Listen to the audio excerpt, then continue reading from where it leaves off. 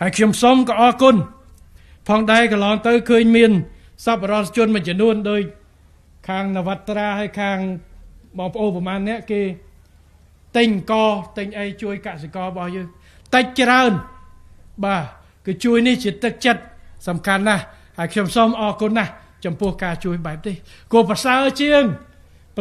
អ្នកខ្លះដែលអួតតែស្នេហាជាតិនៅក្រៅប្រទេសតែអត់មានធ្វើអីតែខិតខំទៅឲ្យគេកាត់ជំនួយ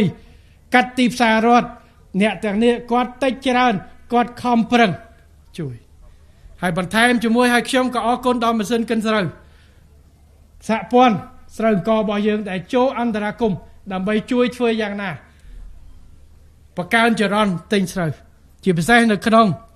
ពេលខាងមុខនេះនៅក្នុងរដូវនេះដែលអាចការថយចុះទិញប៉ុន្តែប្រហែលថ្ងៃនេះយើងឃើញ